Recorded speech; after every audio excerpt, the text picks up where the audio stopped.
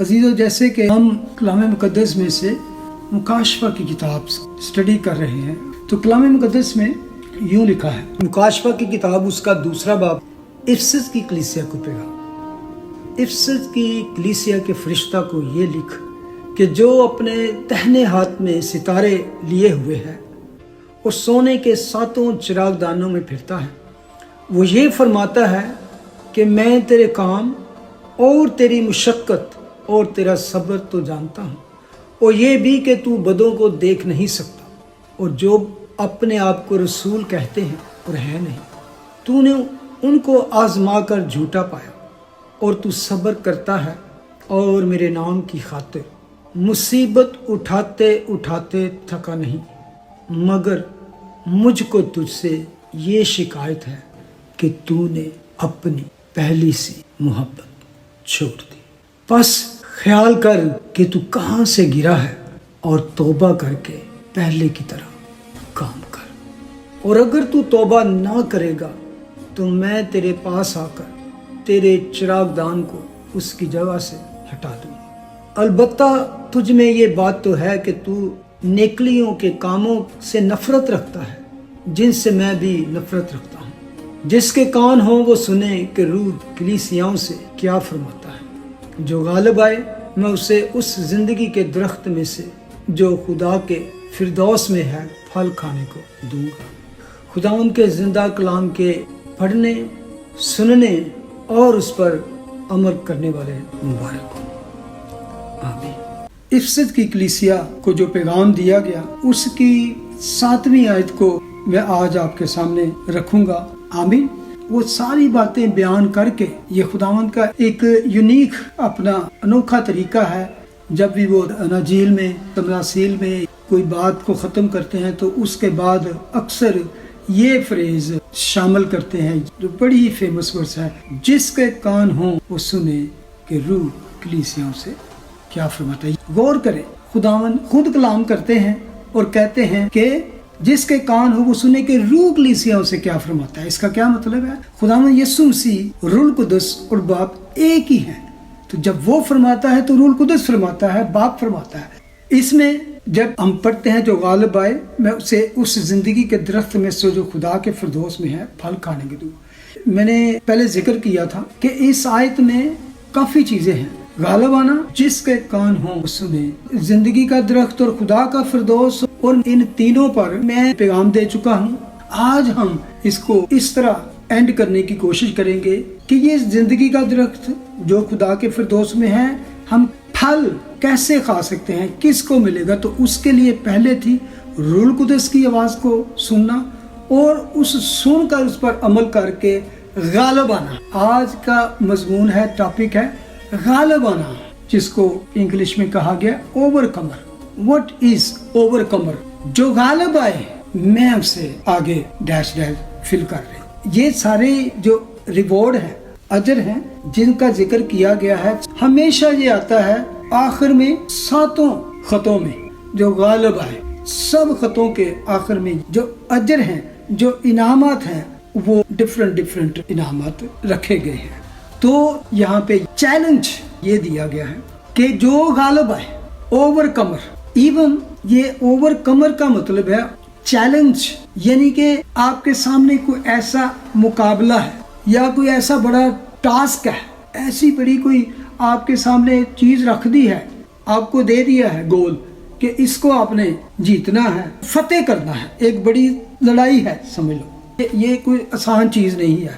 آج دنیا میں بہت سے ایسے لوگ ہیں جو اپنے آپ کو اوور کمر سمجھتے ہیں، اور ہیں بھی، جنہوں نے اس دنیا میں رہ کے بڑے بڑے چیزوں پر فتح پائی ہے، چیلنج کو جیتا ہے، مقابلہ کر کے جیتا ہے، اور اوور کم آئے ہیں، اور انہوں نے بڑی بڑی ٹرافیز جیتی ہیں، انعامات جیتے ہیں، بڑے بڑے کپ جیتے ہیں، اور دنیا میں ان کا نام ہے۔ ہر طرح کی رکاوٹ کو ہٹاتے ہوئے، اس پر غالب آتے ہوئے، آگے بڑھتے ہوئے اس منزل تک پہنچے ہیں۔ اور اس کے بعد غالب آنے کا مطلب ہے فاتح۔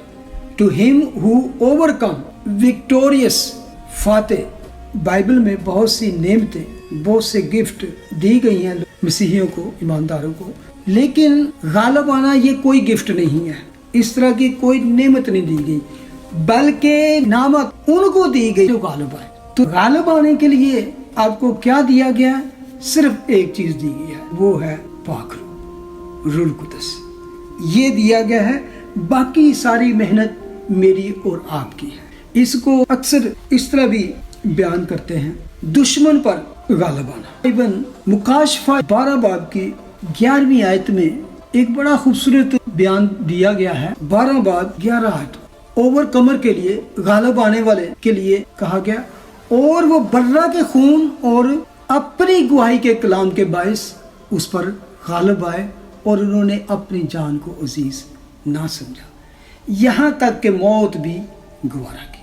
वाह! यहाँ पर गालिब आने वाले किस तरह गालिब आए उस चीज का बयान है। इसको जहन में रखें, आगे फिर हम इस पर बात करेंगे।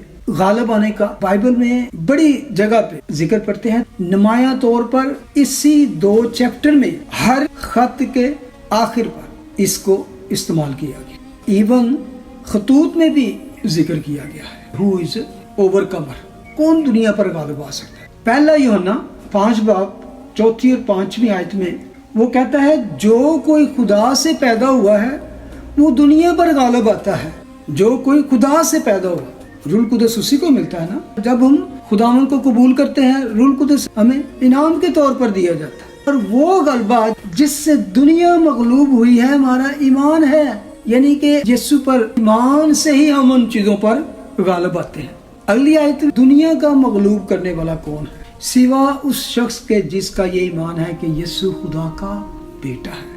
ये हमारे बारे में लिखा गया कि जिन्होंने दुनिया में फतुहात हासिल की, हिस्ट्री पढ़े, बाइबल की हिस्ट्री पढ़े, वैसे जो भी मसीही दुनिया पर गालिब आए इस ईमान के साथ कि यीशु खुदा का बेटा है। ये हमारे ईमान का टॉप पे नुक्ता है, बल्कि फाउंडेशन ही, बुनियाद ही ये है कि यीशु खुदा का बेटा है। अगर आप पौलुस रसूल की जिंदगी पर गौर करें तो पौलुस रसूल मसीही जिंदगी को और मसीही ईमान को इवन किस तरह देखता है कि ये एक लंबी दौड़ की तरह है, एक लॉन्ग डिस्टेंस रेस जो खुदा ने हमारे लिए सेट की है, जो खुदा ने हमारे लिए मुकर्रर की है। क्योंकि इस दुनिया में बहुत सी ऐसी दौड़े हैं, बहुत सी रेस है, हम दौड़ रहे हैं, हम लड़ रहे हैं, हम मुकाबला कर रहे हैं कि बेमकसद भागने वाली दौड़ नहीं जो मसीहियों के लिए सेट की गई है, बल्कि believers are called to run with intense focus, discipline and endurance to win the ultimate eternal prize। मकसद क्या है? बर्दाश्त के साथ दौड़ना, और खाली खुली नहीं बल्कि अबदी इनाम जीतने के लिए, बल्कि नज़्म ज़ब्त और बर्दाश्त के साथ दौड़ना है। अगर आप दुनिया की दौड़ें देखें तो उसको मैं कंपेयर कर सकता हूँ को जो एक मैराथन रेस दुनिया में बहुत से मुल्कों में ये एक रेस दौड़ी जाती है। तो ये एक लंबे फासले की रेस होती है और ये तकरीबन 26-26.5 मील की रेस होती है। इतनी लंबी रेस इसलिए होती है कि ये एक इंसानी बर्दाश्त का एक इम्तिहान होता है जो आम तौर पर पक्की सड़कों पर यानी कि शहर के बीच में ही मुकर्रर की जाती है। इसमें सब वो जो डेली अपनी रोज़मर्रा की ज़िंदगी में जॉगिंग वगैरह करते हैं, दौड़ते हैं, वो आम सब लोग उसमें शामिल हो सकते हैं, बल्कि कोई भी पेशावर जो खिलाड़ी होते हैं वो सब वहाँ पे दौड़ सकते हैं। और इसको मुकम्मल करने के लिए आमतौर पर महीनों की जिस्मानी तरबियत और मुशक्क़त और उसके साथ साथ ज़हनी तैयारी की ज़रूरत होती है। और ज़्यादातर लोग जब ये दौड़ते हैं तो उसमें कोई कैश प्राइज होते हैं या आलमी रिकॉर्ड कायम करने के लिए वो दौड़ते हैं। इस दौड़ को इसलिए इसके साथ कंपेयर कर सकते हैं कि मसीही रेस है वो तकरीबन इस जैसी है क्योंकि उसमें हर कोई दौड़ सकता है। और इसमें किस तरह जीतना है, पहले आके नहीं बल्कि उसको ख़त्म करना ज़रूरी है। मतलब वो मकसद ये नहीं कि इस दौड़ को आप कितनी जल्दी ख़त्म करते हो, इसमें कितना तेज़ दौड़ सकते हो, बल्कि इसको ख़त्म करना ज़रूरी है। दौड़ते रहना है, बीच में अप्स एंड डाउन, ऊंचे नीचे रास्ते सब कुछ आए, लेकिन आपने थक हार के दौड़ छोड़ नहीं देनी, दौड़ते रहना है। یعنی کہ مسیحی زندگی کو بیان کرنے کے لیے پول فریکوینٹلی ایسے میٹافور یوز کرتا ہے اپنے پیغام میں. لڑائی، دوڑ، اس طرح کے استعارے استعمال کرتا ہے. یعنی کہ ایمان کی وضاحت اس طرح ایکسپلین کرتا ہے کہ یہ ایک صرف ہے خالی خولی نہیں، ہاں جی میں ایمان رکھنا، ایسا نہیں. وہ کہتا ہے an active disciplined pursuit requiring perseverance، یعنی کہ روحانی جنگ کے لیے استقامت اور نظم و ضبط کی اور برداشت. یعنی کہ ایک جگہ کہتا ہے نا کہ دنیا میں دوڑنے والا تو آخر میں وہ سہرا پاتا ہے، وہ انعام پاتا ہے جو مرجا جانے والا، لیکن ہم جو دوڑتے ہیں وہ ابدی انعامات کے لیے دوڑتے ہیں، ایٹرنل ریوارڈ. ہماری پرپز ڈیفرنٹ ہے. اور اس کے لیے دیکھیں دنیا میں دوڑنے والے کتنی مشقت، کتنی چیزوں پرہیز اور اپنے آپ کو فٹ رکھنے کی کوشش کرتے ہیں، لیکن ہمارا توکل خدا پر، اس کی ساری راہوں کو جاننا، پہچاننا اور اپنے فہم پر تکیہ نہ کرنا، تو پھر وہ ہماری رہنمائی وہی کرتا ہے. پول افسیوں کے خط میں کہتا ہے 6 باب، غرض خداوند میں اور اس کی قدرت کے زور میں مضبوط بنو، خدا کے سب ہتھیار باندھ لو تاکہ تم ابلیس کے منصوبے کے مقابلہ میں قائم رہ سکو. خدا کے تابع ہو جاؤ اور ابلیس کا مقابلہ کرو تو تم سے پاؤ. ایون رومی کے خط میں اس کے 8ویں باب 34 آیت سے میں چلو اس کو پڑھتا ہوں. کون ہے جو مجرم ٹھہرائے گا؟ مسیح یسوع وہ ہے جو مر گیا بلکہ مردوں میں سے جی اٹھا، وہ خدا کی داہنی طرف ہے اور ہماری شفاعت بھی کرتا ہے. 35 کون ہم کو مسیح کی محبت سے جدا کرے گا؟ مصیبت یا تنگی یا ظلم یا کال یا ننگا پن یا خطرہ یا تلوار. یعنی کہ وہ بتا رہا ہے کہ ہماری جو مسیحی دوڑ ہے، جنگ ہے، لڑائی ہے، اس سے ہمیں کون روک سکتا ہے؟ کون سی مصیبت، کون سی تنگی یا ایون خطرہ؟ بلکہ 37 آیت میں کہا ہے مگر ان سب حالتوں میں اس کے وسیلہ سے جس نے ہم سے محبت کی ہم کو فتح سے بھی بڑھ کر غلبہ حاصل ہوتا ہے. غلبہ یعنی we are more than conqueror, overcomer. کیونکہ مجھ کو یقین ہے کہ خدا کی جو محبت ہمارے خدا مسیح یسوع میں ہے، اس سے ہم کو نہ موت جدا کر سکے گی، نہ زندگی، نہ فرشتے، نہ حکومتیں، نہ حال کی، نہ استقبال کی، نہ قدرت، نہ بلندی، نہ پستی، نہ کوئی اور مخلوق. غالب آنے کے لیے ہمیں کیا کرنا ہے؟ ہمیں دوڑنا ہے. اور ہم میں جو دوڑ رہے ہیں، میرا ایمان ہے جو مسیحی دوڑ رہے ہیں وہ سب خدا سے پیدا ہوئے. جو خدا سے پیدا ہوا ہے وہ دنیا پر غالب آتا ہے. دنیا پر غالب آنا کون ہے؟ جس نے دنیا کو ڈیفیٹ کیا. اس طرح سلیب پر اس نے ڈیفیٹ کیا. اگر ہمارے اندر کمزوری ہے تو وہ کہتا ہے یس میں کمزور ہو سکتا ہوں لیکن وہ کمزور، اس کا فضل میرے لیے کافی ہے کیونکہ میری قدرت کمزوری میں پوری ہوتی ہے. بس میں بڑی خوشی سے اپنی کمزوری پر فخر کروں گا تاکہ مسیح کی قدرت مجھ پر چھائی رہے. عزیزو، خدا کے سب ہتھیار باندھ لو تاکہ ابلیس کے منصوبوں کا نہ صرف مقابلہ کر سکو بلکہ ہر ایک لڑائی، ہر ایک ریس اور ہر طرح جنگ میں جیت سکو. ایسے دوڑو کہ تم جیتو، نہ کہ یہ کرنا ہے کہ ہم نے پہلے نمبر پہ جانا ہے. ہو سکتا ہے کسی کا ایمان اس طرح فاسٹ نہ ہو جتنا کسی دوسرے کا. ہو سکتا ہے میرے پاس وہ گفٹ یا انعامات نہیں ہے جس سے میں بڑے بڑے معجزات کروں، بڑے بڑے لوگوں میں، بڑے بڑے اسٹیڈیم میں کروں جا کے، لیکن مجھے اپنے ایمان کو جو میرے اندر فیتھ ہے اس کو برقرار رکھنے کے لیے جس قدر بھی میں دوڑ سکتا ہوں، لڑکھڑاتے ہوئے، رستے کی رکاوٹوں کو لانگتے ہوئے دوڑتے رہنا ہے، دوڑتے رہنا ہے. اس ریس کو ہم نے ختم کرنا ہے. جب ہم اینڈ پہ پہنچیں گے تو ہماری حوصلہ افزائی ہوگی، اس کا وہ جو انعام ہوں گے، وہ انعام جو پالوس رسول تیموتھیوس کو خط لکھتا ہے تو اس میں اس کو یہ نصیحت کرتا ہے. پہلا تیموتھیوس کا آخری باب ہے 6واں باب، اس کی 11ویں آیت میں کہتا ہے مگر اے مرد خدا تو ان باتوں سے بھاگ اور راست بازی، دینداری، ایمان، محبت، صبر، حلم کا طالب ہو. ایمان کی اچھی کشتی لڑ، ایمان کی اچھی کشتی لڑ. Fight the good fight of faith. There are so many battles, so many war. کئی طرح کی لڑائیاں ہماری زندگی میں ہیں. کئی لوگوں کے زندگی میں بہت سی ریس ہیں، بہت سی دوڑیں ہیں، بہت سی کشتیاں ہیں. کوئی کچھ اچیو کرنے کے لیے، کوئی کسی گول کو حاصل کرنے کے لیے، کوئی کسی جگہ پہ پہنچنے. لیکن سب لڑائیاں اچھی لڑائیاں نہیں ہیں. सब कुश्तियां अच्छी कुश्तियां नहीं हैं, सिर्फ एक ही अच्छी कुश्ती है जो ईमान की कुश्ती है। The fight of faith is the good fight. जो ईमान की लड़ाई लड़ रहा है, ईमान की दौड़ रहा है, ईमान की जंग लड़ रहा है, वो सबसे अच्छी जंग है, कुश्ती है, दौड़ है, लड़ाई है। वो कहता है ईमान की कुश्ती जो है ना उसका तालब हो और उस हमेशा की जिंदगी पर कब्जा कर ले जिसके लिए तू बुलाया गया था और बहुत से गवाहों के सामने इकरार किया गया। अगर वो तिमोथेयुस को लिखता है ना कि तू ईमान की अच्छी कुश्ती लड़, हमेशा की जिंदगी पर कब्जा कर लिया जिसके लिए तू बुलाया गया था, वो अपने आप के बारे में भी यही कहता है। ये वो शख्स जो अपनी जिंदगी में भी बयान करता है कि मैं क्या कर रहा हूँ। कई लोग बाइबल का थोड़ा इल्म हासिल कर लेते हैं तो वो समझते हैं कि हमने पा लिया या हम कामिल हो गए। फिलिपियों के खत में पौल कहता है 3 बाब 12 से 14, ये गर्ज नहीं कि मैं पा चुका या कामिल हो चुका, बल्कि उस चीज के पकड़ने के लिए दौड़ा हुआ जाता हूँ। ये वो सूरमा है जिसको खुदा ने बड़े मुकाशफत दिए, बड़ी गहरी बातें जाहिर की, बहुत से जो नबियों पर जाहिर न की वो भेद इस पर खोल।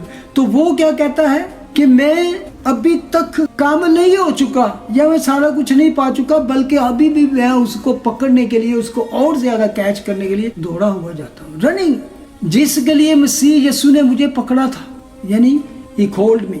गौर करें आगे की कहता है, भाइयों मेरा ये गुमान नहीं कि पकड़ चुका हूँ, बल्कि सिर्फ ये करता हूँ कि जो चीजें पीछे रह गई उनको भूलकर आगे की चीजों की तरफ बढ़ा हुआ निशान की तरफ दौड़ा हुआ जाता हूँ, ताकि उस इनाम को हासिल करूं जिसके लिए खुदा ने मुझे मसीह यीशु में ऊपर बुलाया है। यानी कि he called me from the darkness to light, पस्ती में से निकालकर बुलंदी पर खड़ा किया।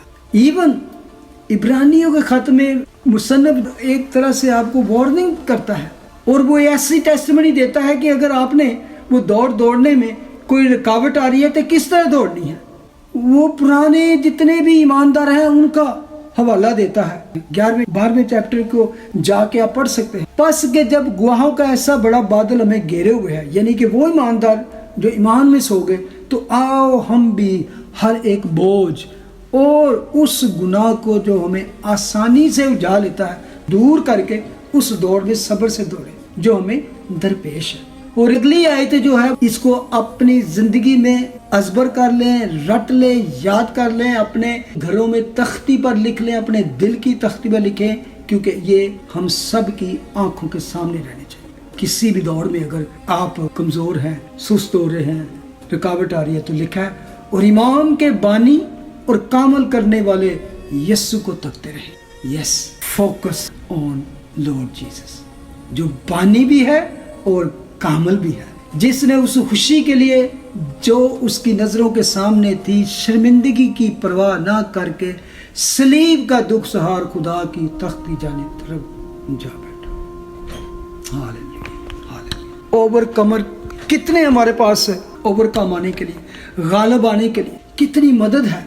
रूल कुदस कहता है मेरी आवाज को सुन, मुसन्निफ कहता है यीशु पर नजरें लगाए रखें, उसको तकते रहे, फोकस वो हो आपकी तरफ। यही बातें जो दुनिया को पौल ने सिखाई, तो जब उसका टाइम आया तो उसका बयान देखे, उसका ईमान देखे। जब उसके कूच का वक्त आ पहुंचा, कहता जब मैं रुखसत होने लगा, तो फिर वो कहता है 2 तिमोथेयुस 4:7, मैं अच्छी कुश्ती लड़ चुका, मैंने दौड़ को खत्म कर लिया, मैंने ईमान को महफूज रखा। 3 चीजें, I have fought the good fight, I have finished the race. और ये दोनों चीजों में किस चीज की कुश्ती लड़ रहा था कि मेरा ईमान ना खोया जाए, मेरा ईमान ना खराब हो। हमारी भी आज दुनिया में ये जंग है, लड़ाई, बड़े हमें टेम्पटेशन आती हैं, आजमाइशें आती हैं, जहाँ इब्लीस का अटैक जो होता है सबसे बड़ा वो हमारे ईमान पर होता है।